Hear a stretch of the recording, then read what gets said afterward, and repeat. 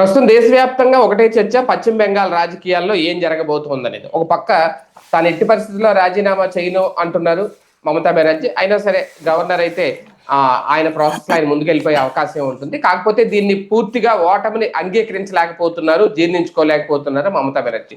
ఇది కుట్రపూరితంగా గెలిచిన గెలుపు గాని భారతీయ జనతా పార్టీ నైతికంగా అయితే గెలవలేదు అనేది ఆమె చెబుతున్నమాట. అదే నేపథ్యంలో బెంగాల్ పీఠం మీద కూర్చోబోయేది ఎవరు? మొన్నటి వరకు 15 ఏళ్ల పాటు ఒక మహిళా ముఖ్యమంత్రి కొనసాగారు కాబట్టి భారతీయ జనతా పార్టీ కూడా మహిళా ముఖ్యమంత్రిని కొనసాగించే అవకాశం ఉంది అనేది అగ్నిమిత్ర పాల్ అలాగే రూపా గంగూలీ పేర్లు వినిపిస్తున్నాయి. ఇది కాకుండా ఇంకా ఎవరికైనా ఇస్తారా అనేది కూడా వీటన్నిటి మీద చర్చించే ప్రయత్నం చేద్దాం. సార్, వాస్తవానికి జీర్ణించుకోలేక, ఓటమిని తట్టుకోలేక, లేదంటే మమతా బెనర్జీ వ్యవహార శైలిని ఎలా చూడాలి? అంటే ఫ్రమ్ ద బిగినింగ్ ఏంటంటే ఒక కాంట్రావర్సీతోనే సక్సెస్ అయింది. అదే కాంట్రావర్సీస్ ఇప్పుడు కూడా చేయడం ద్వారా సక్సెస్ అవుతాం అనుకుంటుంది. ఇప్పటికి కూడా ఒక సెక్షన్ అంటే భారతదేశంలో రెబలిజం మెంటాలిటీ ఉన్నటువంటి వాళ్ళు, ప్రతిదానికి వితండవాదం చేసేవాళ్ళు, అతి తెలివితేటలు ప్రదర్శించే వాళ్ళని మేధావులు అంటారు మన దేశంలో చాలామంది. అలాంటి మేధావుల డార్లింగ్ అనమాట ఈవిడ. ఆ ఫెయిల్యూర్ లో కూడా సక్సెస్ ఎదుర్కొంటున్నారా? ఆవిడ ప్రతి క్షణం ఒక ఫిట్టింగ్ పెడతా ఉంటుంది, ఏదో ఒక ఫిట్టింగ్ పెడతా ఉంటుంది. వ్యవస్థల్ని తను నాశనం చేసి ఆ వ్యవస్థలు తనని నాశనం చేస్తున్నాయని చెప్తుంది. ఈడీ వాళ్ళు వెళ్ళి రైడ్ చేస్తే ఈడీ వాళ్ళని తీసుకెళ్ళి బొక్కలో దోస్తుంది ఆవిడ, పోలీస్ స్టేషన్లో పెడుతుంది. ఇన్కమ్ ట్యాక్స్ వాళ్ళు రైడ్ చేస్తే ఇన్కమ్ ట్యాక్స్ వాళ్ళని జైల్లో పెడుతుంది, తన నాయకుల్ని కాపాడుద్ది అవినీతి పౌరుల్ని. చివరికి సిబిఐ వాళ్ళని కూడా తీసుకెళ్ళి ఎన్ఐఏ వాళ్ళని కూడా జైల్లో పెట్టే ప్రయత్నం చేసింది. అలాంటి రాక్షసి ఈ దేశంలో అరాచకాలు చేసి దుర్మార్గాలు చేసేటటువంటి వాళ్ళని కాపాడుకురావడం, తన పార్టీ నాయకులు చేసే దుష్కృత్యాలన్నిటి కాపాడుకురావడం, అదే సందర్భంలో దాన్ని రాజకీయం వైపుకి తీసుకెళ్ళి నేరాన్ని కప్పిపుచ్చడం చేసుకొచ్చింది. అందుకనే ఆర్జికర్ హాస్పిటల్లో మెడికోని అత్యాచారం చేసిన ఎవడు? వీళ్ళ పార్టీ తయారు చేసిన గూండా. ప్రతి హాస్పిటల్కి వాళ్ళ పార్టీకి సంబంధించి టీఎంసీ గూండా ఒకడు ఉంటాడు. వాడికి 10,000 జీతం ఇస్తారు, కానీ వాడు అందరి దగ్గర వసూలు చేసుకోవాలి. వాడు బెదరేసి చేస్తాడు. చివరికి ఆ మెడికో అమ్మాయిని బెదరేసి చివరికి అమ్మాయిని రేప్ చేసినటువంటి రాక్షసుడిని ఈవిడ కాపాడుకొచ్చే ప్రయత్నం చేస్తేనే ఇవాళ అక్కడ ఉన్న మహిళలు తిరగబడినటువంటి పరిస్థితి. సందేశ్ ఖాళీ లాంటి చోటం జరిగినటువంటిది. సొంత పార్టీ కార్యకర్తల భార్యలనే పంపించమనే నాయకుల్ని కాపాడుకొచ్చినటువంటి నీచ చరిత్ర ఆవిడదే. ఆవిడ ప్రజాస్వామ్యం గురించి మాట్లాడుతోంది, దేశం గురించి మాట్లాడుతోంది, వ్యవస్థల గురించి మాట్లాడుతోంది. పోలీసుల్ని కుక్కల్లాగా తయారు చేసింది. అక్కడ పోలీసు కుక్కల్లాగా మార్చింది పోలీసుల్ని. ఐఏఎస్లు ఐపీఎస్ని సర్వనాశనం చేసి వదిలిపెట్టింది. వాళ్ళు చివరికి పార్టీ కార్యకర్తల కంటే దారుణంగా తయారయ్యారు. రౌడీలు గుండాల్లాగా తయారయ్యారు. వాళ్ళు వేరే వాళ్ళని ఎవరిని బతకనివ్వలేదు. అలాంటి నీచమైంది. అంటే ప్రజాస్వామ్యంలో ముఖ్యమైనటువంటి వ్యవస్థలన్నీ చిన్నాభిన్నం చేసి సర్వనాశనం చేసిన మహిళ దేశంలో వ్యవస్థలు బాగాలేదని చెప్పి కొట్లాడుతున్నానంటూ నాటకం ఆడతా. వాళ్ళ రాష్ట్రంలో ఇవాళ ఒక్కొక్కటి సిపిఎం కార్యాలయాలు, కాంగ్రెస్ కార్యాలయాలు, బీజేపీ కార్యాలయాలు ఇప్పుడు విడిపించుకుంటున్నారు. ఇవాళ ఎంతకాలం వాళ్ళు సీజ్ చేసి వాళ్ళ చేతిలో ఉంచుకున్నారు తాళాలు. రంగులు కూడా మార్చిపడేశారు. క్రిందసారి ఎన్నికల తర్వాత అరాచకం చేసుకుంటూ వెళ్ళారు అక్కడ. అవన్నీ తెలిసి కూడా సమర్థించుకొచ్చింది. ఇవాళ అవన్నీ తిరిగి తెచ్చుకుంటున్నారంటే అక్కడ పరిస్థితి ఏంటో అర్థం చేసుకోవచ్చు. ఆవిడ ప్రజాస్వామ్యం గురించి మాట్లాడుతోంది. ఈవెన్ అన్ని డేటాలు కరెక్ట్గా స్పష్టంగా కనబడుతున్నాయి. ఇదివరకు ఈవిడ ఓట్లు ఏవైతే ఉన్నాయో అవి 3. నెంబర్ 1 ముస్లిం ఓట్లు. ముస్లిం ఓట్లు దాదాపుగా 67 నియోజకవర్గాల్లో సంపూర్ణంగా 50% ఓట్లు పడతాయి. 50% పైన ఓట్లు ముస్లింలే ఉన్నారు. అవన్నీ ఈవిడికి గంపకొత్తగా పడి ఇంకొక 40 స్థానాల్లో 40% ఓట్లు ఉన్నాయి. అక్కడ గంపకొత్తగా ఈవిడే గెలుస్తూ ఉండేది. దాదాపు 100 సీట్లు ఈవిడికి ఫిక్స్డ్ అనమాట. అయితే ఈ దఫా ఏమైందంటే ముస్లిం ఓట్లలో 1/2 డజన్ మంది చీల్చుకున్నారు.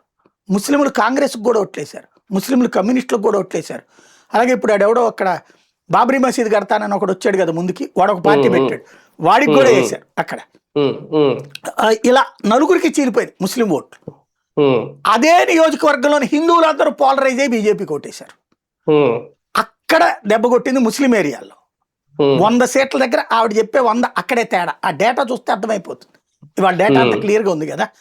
నెంబర్ 2 వచ్చేటప్పటికి అసలు సిసలైనటువంటి అంశం మహిళలు. ఇదివరకు మా ఆత్మగౌరవానికి ప్రతీక అనుకునేవాళ్ళు, కానీ అత్యాచారాలు జరుగుతున్నా పట్టించుకోకపోవడం, పైగా అత్యాచారాలు చేసిన వాడు తమ పార్టీ వాళ్ళే కావడం. వాళ్ళని కాపాడుకొచ్చే ప్రయత్నం చేయటం, ఇది మమతా బెనర్జీకి అతిపెద్ద మైనస్ అయింది. మహిళ ఉండి మహిళల మీద అత్యాచారం చేసిన వాళ్ళని ఈ మహిళా ముఖ్యమంత్రి కాపాడుకురావడమా ఇది. దీంతో పాటు సందేశ్ ఖాళీ ఉదంతో కిందసారి ఎన్నికల ముందు బయటకు వచ్చిన హషప్ చేయగలిగింది ఈవిడ. తర్వాత అది బాగా పాపులర్ అయింది. సొంత పార్టీ కార్యకర్తలు నాయకుల్నే నీ భార్య నా దగ్గరికి పంపించు అనేటటువంటి దరిద్రం. ఇతర పార్టీల నాయకులు ఊళ్ళల్లో తిరగాలంటే వాళ్ళ ఇంట్లోంచి ఒక లేడీని ఆ ఊళ్ళో ఉన్న టీఎంసీ నాయకుడికి పంపించాలి. ఇలాంటి దరిద్రపు స్టేజ్ ప్రతి పల్లెల్లోకి వచ్చేసింది అక్కడ. ఎందుకంటే క్రిందసారి సందేశ్ ఖాళీ ఉదంతం జరిగినప్పుడు, క్రిందటి ఎన్నికల ముందు జరిగింది, అది జరిగినప్పుడు అది చేసింది, కంప్లైంట్ చేసింది తృణమూల ఆవిడే. ఆవిడని పట్టి ఇట్లాగ కొట్టించింది ఈవిడ, లేదా అక్కడ తృణమూలలో కొడితే ఈవిడ పట్టించుకోలేదు. చివరికి ఆమె బీజేపీకి వెళ్ళి టికెట్ మీద పోటీ చేస్తే అదిగో బీజేపీ కుట్రని చెప్పింది ఈవిడ. అప్పుడు ఏమో అనుకున్నారు, ఎలక్షన్స్ ముందేమో అనుకున్నారు. తీరా చూస్తే ఆ తర్వాత అందరికీ అర్థమైంది జరుగుతున్న పరిణామాలు ఏంటన్నది. వీడియోలు ఆడియోలు సాక్ష్యంగా స్పష్టంగా కనబడి సదరు వాళ్ళు పంచాయతీలు పెట్టి అది వీడియోలు సోషల్ మీడియాలో పోస్ట్ చేశారు. నీ పెళ్ళాన్ని పంపించప్పుడు నిన్ను ఊళ్ళో తిరగనిస్తానన్నటువంటి. ఇవి చూసినటువంటి వాళ్ళు కడుపులో రగిలిపోయారు. ప్రభుత్వం ఏదైనా చేస్తంటే చేయలేదు. దాంతో మహిళా ముఖ్యమంత్రి టైంలో అట్ట చేస్తే ఎట్లా అన్నటువంటి పాయింట్తో వాళ్ళల్లో వచ్చిన తిరుగుబాటు, మహిళల ఓట్లు దారుణంగా దెబ్బతీసినాయి ఈసారి మమతా బెనర్జీ. గతంలో మమతా బెనర్జీని గెలిపించింది మహిళలే. దాంట్లో రెండో కోణం కూడా ఉంది. మహిళలకు ఇదివరకు ఏంటంటే ఇవిడ ఇచ్చే పథకాలు ఉన్నాయి. 1500 రూపాయలు, 1000 రూపాయలు ఇచ్చేది ఇదివరకు, ఇది నెలకి డబ్బులు. దాంతోపాటు ఆరోగ్యానికి సంబంధించినటువంటి 3000 అని ఇట్లాంటి కొన్ని పథకాలు పెట్టింది అనమాట. వాటికంటే ఎక్కువ ఇస్తామని ఇప్పుడు బీజేపీ హామీల్లో ఉంది అక్కడ. కాబట్టి అక్కడ వచ్చిన మార్పు అంటే మహిళలు పథకాల పరంగా బీజేపీతో బెటరు, ప్లస్ ఆవిడ ఉంటే సెక్యూరిటీ లేదు. వాళ్ళు కూడా ఇటుకి టర్న్ అవ్వడమే అక్కడ విజయానికి ఖాయమైంది, కారణమైంది. దాన్ని అంచనా వేయలేకపోయింది మమతా బెనర్జీ. చివరిలో అర్థమైంది ఆవిడికి. అప్పుడే మళ్ళీ గేమ్ ప్లే చేసింది. ఈసీ మీదన వాళ్ళ మీద నీళ్ళ మీదన పోరాడితే అన్నటువంటిది. గతంలో చదువు తక్కువ ఉండేవాళ్ళు ఉన్నారు, అవగాహన కూడా తక్కువ అప్పట్లో, కాబట్టి నడిచిపోయింది. ఇప్పుడు కాస్త ఎడ్యుకేటెడ్, దేశమంతా తిరుగుతున్నారు కదా బెంగాలీలు, అక్కడ వాళ్ళ గురించి ఏమనుకుంటున్నారు అర్థమవుతుంది కదా అందరికీ. వాళ్ళు అక్కడ తమ తల్లిదండ్రులకు చెప్తారు కదా. ఇప్పుడు వాళ్ళు కూడా ఓట్ల కోసం వెళ్ళారు కదా. ఏదో రాష్ట్రాలకు వెళ్ళి బతకాల్సిన కర్మ ఏంటి వాళ్ళకి? ఈ పరిపాలన దరిద్రం వల్లనే కదా. ఇప్పుడు ఆంధ్రాలో కూడా ఆంధ్రాలో ఉద్యోగం చేస్తున్నాడు, ఇంతకంటే మెరుగైన ఉద్యోగం కోసం వెళ్తున్నాడు కానీ పనుల కోసం పోవట్లేదు కదా. మనం చిన్న చితక పనుల కోసం పోవట్లేదు కదా. అక్కడ ఆ స్టేజ్ వచ్చింది. తమ బిడ్డల భవిష్యత్తు కోసం నేను కొన్ని వీడియోలు నేను చేశాను కూడా. స్వర్ణకారులు దేశం మొత్తం మీద అక్కడి నుంచినే హైయెస్ట్ అనమాట. వాళ్ళు దేశంలో ఉన్న బంగారు కొట్లలో తయారీలన్నీ మూతపడిపోయినాయి కదా కొన్ని నెలలుగా, ఇదే కొన్ని వారాలుగా. అందరూ ఈసారి మా బిడ్డల భవిష్యత్తు కోసం మేము వెళ్ళాలని వెళ్ళారు ప్రత్యేకించి. అదంతా దెబ్బకొట్టింది. అంటే బెంగాల్ ప్రజల భవిష్యత్తు బాగుండాలంటే మమతా బెనర్జీ పోవాలి, ఇదివరకు కమ్యూనిస్టులు పోవాలి, మమతా బెనర్జీ వస్తే తమ బతుకులు బాగుపడతాయని 15 ఏళ్ల క్రితం ఆమెకి ఇచ్చారు తీర్పు. 3 టర్ముల్లో ఆవిడ ఈ టర్మ్ చేసుద్ది అనుకోండి, చివరికి బెంగాల్ని కాస్త బీహార్గా మార్చేసింది, సోమాలియాగా తయారు చేస్తుంది. విరక్తి చెందినటువంటి వాళ్ళు ఇక తమ బిడ్డల భవిష్యత్తు తరాల కోసమని ఇప్పుడు సంఘటితంగా ఓట్లేశారు. అదే అక్కడ వచ్చినటువంటి తేడా. అది తెలుసు ఆవిడికి. సార్, ఒక రకంగా మమతా బెనర్జీ ఆరోపణలే చేస్తున్నా బీజేపీ మీద లేదంటే కేంద్ర ప్రభుత్వం మీద, ఎన్నికలకు ముందు కొంతమంది ఉన్నతాధికారులను అక్కడి నుంచి బదిలీ చేసేయడం, చాలా సమర్థవంతమైన అధికారులను బదిలీ చేసేసి అప్రధాన్య స్థానాలకు పంపించేశారట అక్కడి నుంచి. అలాగే ఇంకా ఈవిడ కుట్రలు అని చెప్తున్నా సరే అదంతా ఒక రకంగా పోల్ మేనేజ్మెంట్ లో భాగంగా చేసిందని అనుకోవాలా? బీజేపీ ముందుగా జాగ్రత్త పడింది, అది ఎంతవరకు దెబ్బ పడింది అనుకోండి? అది బీజేపీ చేసేదేం కాదు, ఎన్నికల సంఘం చేస్తుంది. ఇప్పుడు మీకు ఎక్కడైనా సరే ఏముంటది, ఏ అధికారి మీద అయినా విపక్షం కంప్లైంట్ చేస్తే మార్చేస్తారు ఆటోమేటిక్గా. మనకి చీఫ్ సెక్రటరీని మార్చేయలేదా, డీజీపీని పక్కన కూర్చోబెట్టలేదా? ఆటోమేటిక్. అది డెమోక్రసీలో వీళ్ళు చేసే కంప్లైంట్కి ఆధారం ఉండాలి, వేగ్ కాదు.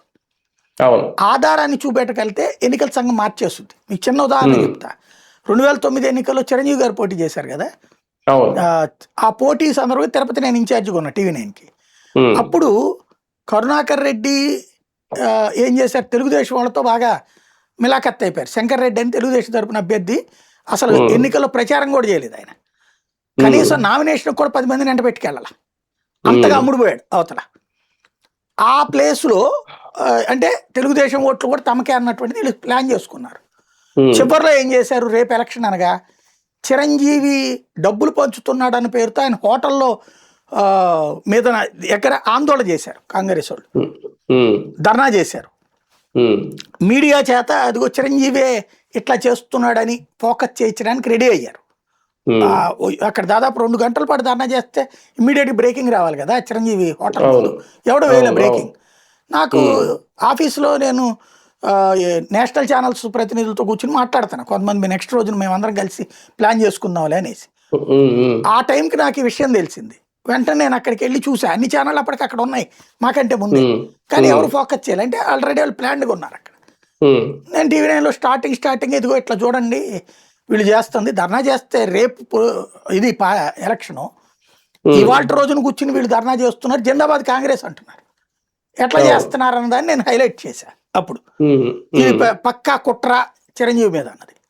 అప్పుడు చిరంజీవి గారు కూడా వాళ్ళ వైపు నుంచి నన్ను అడిగారు, ఎట్లాగా అడిగితే బాగుంటుందంటే చెక్ చేయమనండి హోటలు, మీడియా సమక్షంలో చేయమనండి, వీళ్ళు ఏం పెట్టడానికి వీలు ఉండదు. అప్పుడు ఆయన అది అన్నారు, వీళ్ళు చెక్ చేస్తే ఏం దొరకలేదు అక్కడ, అయిపోయింది. ఇదిగో ఇట్లా చిరంజీవి మీద కుట్ర అన్నది ఫోకస్ చేశాం. రాత్రికి రాత్రి ఎస్పీ, కలెక్టరు, అడిషనల్ ఎస్పీ అందరినీ తీసేశారు అక్కడ.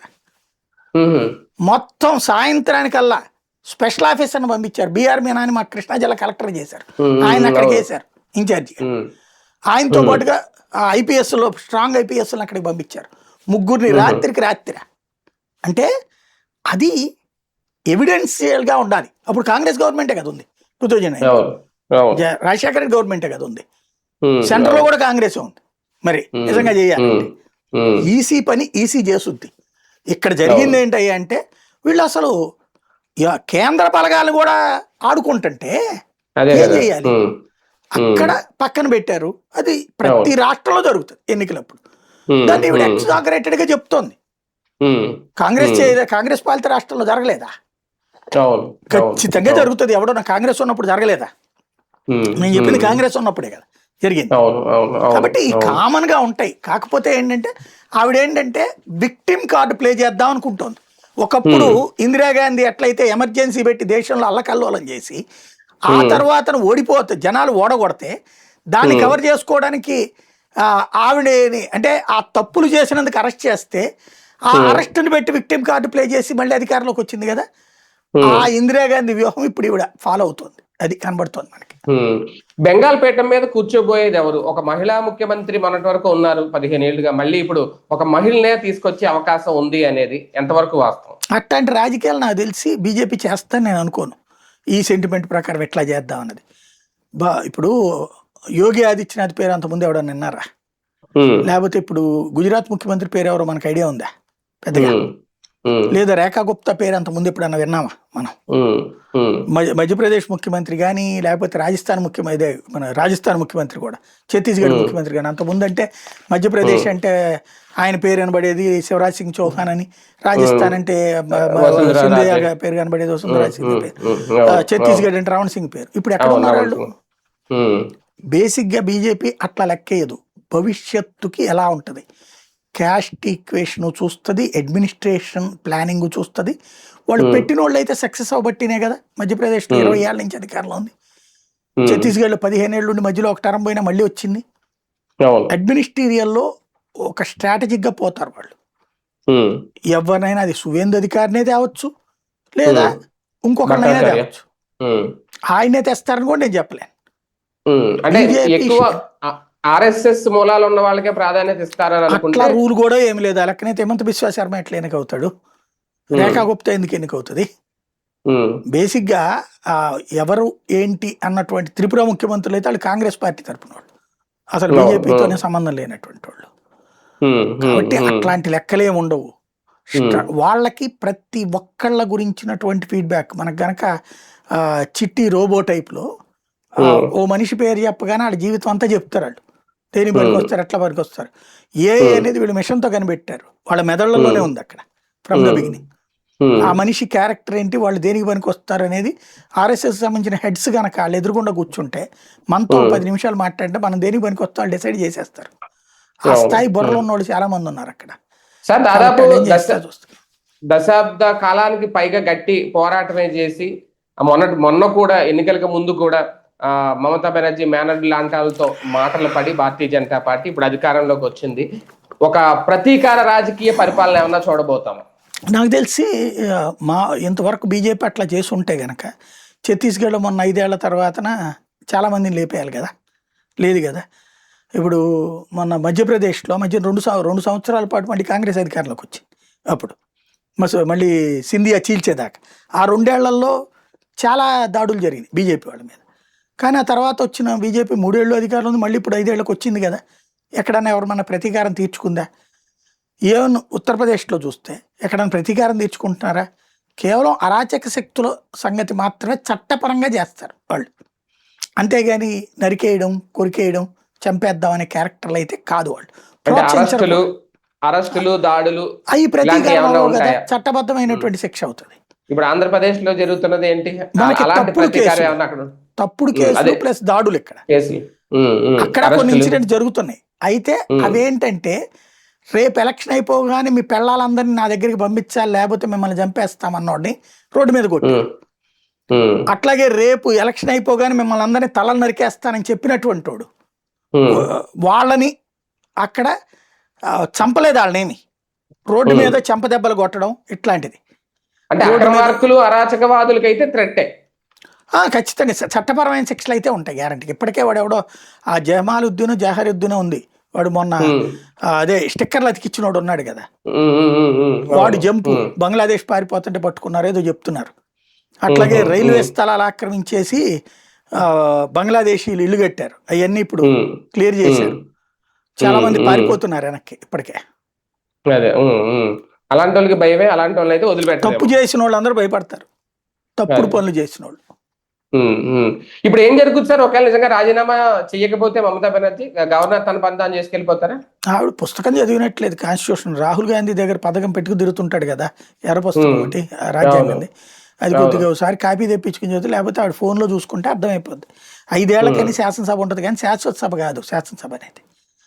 5 ఏళ్ల తర్వాత ఆటోమేటిక్ గా దాన్ని రిజ్మాండిల్ చేయడం అనేటువంటిది గవర్నర్కి ఉంది అధికారం. కొత్త శాసనసభని నోటిఫై చేస్తాడు ఆయన, నోటిఫై చేస్తాడు. ఆ నోటిఫై చేయగానే కొత్త శాసనసభలో ఎవరి మెజారిటీ ఉందో చెప్పమంటాడు. మమతా బెనర్జీ నాకు మెజారిటీ ఉందని చెప్పుద్దా?